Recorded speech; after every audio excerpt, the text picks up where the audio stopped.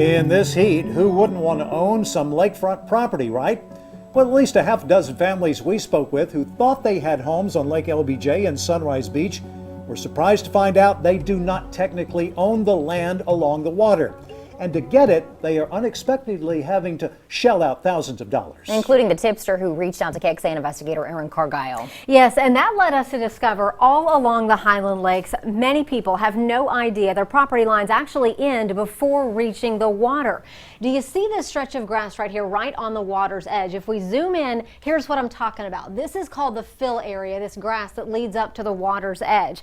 It's often just a few feet wide and quite possibly owned by someone else. In our tipster's case and hundreds of others, those small strips of land were purchased long ago by someone we've actually interviewed in the past, a former surveyor named Brad Shaw, who is now making a lot of money off this little detail.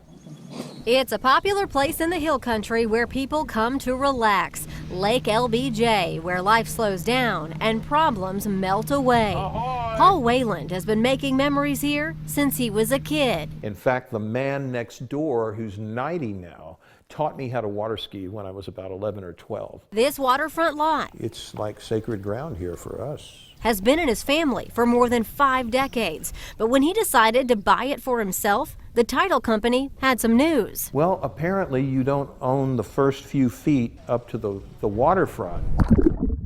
And then the property that the dock is on, and all. We're going, huh? You know, I mean, total surprise.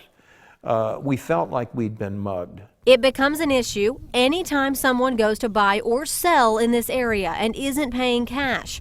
Wayland wrote a check for the strip and the land underwater around his dock. And you paid Bradshaw how much? $1,500. Bobby Joe Miller If you look at that survey, our property line stops 16 feet back, paid Shaw a lot more, You paid Bradshaw how much? $8,000. just so he and his family would own it and never have to worry about this again. Were we upset? Yes, we were. Sometimes you got to pick your battles to fight, and for us, we were under construction of a house. We wanted to get it done. We found more than 320 deeds tied to Shaw that appear to be sales of small tracts along the lake in Llano County. Bradshaw.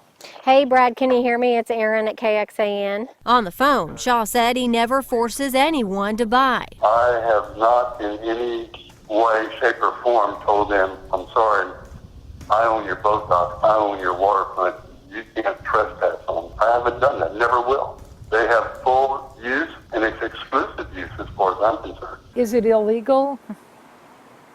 No. Is it right? No. I don't think so.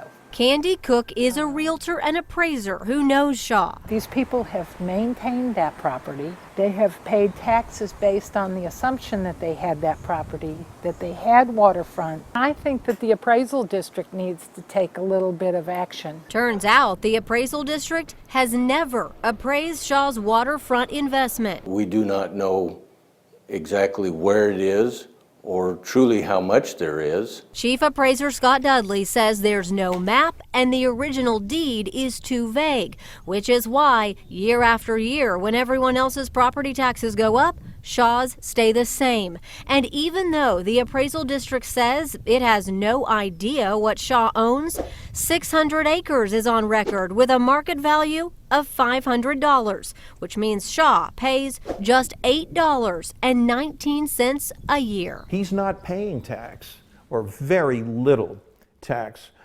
is like a kick in the side. Brad is virtually paying 0 property taxes on this fill, and then he's turning around and charging people upwards of, $5, $6, $8 grand for it. We can only do with what we have the knowledge to do with. Is there a desire to go and figure it out? We always attempt to learn and gain more information, but we have limited resources here, and we're not mappers or surveyors. Shaw made it clear to us if the appraisal district ever raises his taxes, he will raise his prices. 2 or 3 years from now, what's it going to cost that next poor son of a gun?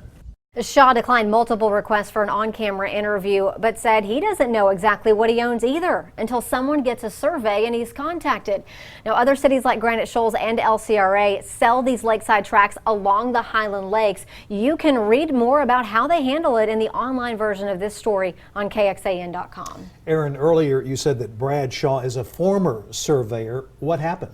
He gave up his license in the early 2000s after the board that licenses surveyors moved to revoke it. The board received multiple complaints against Shaw, including one about waterside land ownership. The board said he was trying to profit from what they called a scheme.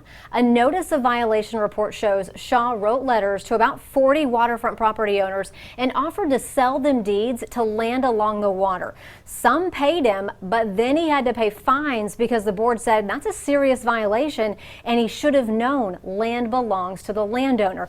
Now, the biggest takeaway is if you have lakefront property or you're buying or selling, get a survey so you know what you own, and then you can decide how you want to move forward. All right, Erin, thank you, and keep us posted on any changes. For sure. And remember, this story came to us through a tip. If you have something you think we should investigate, email us and report it at KXAN.com.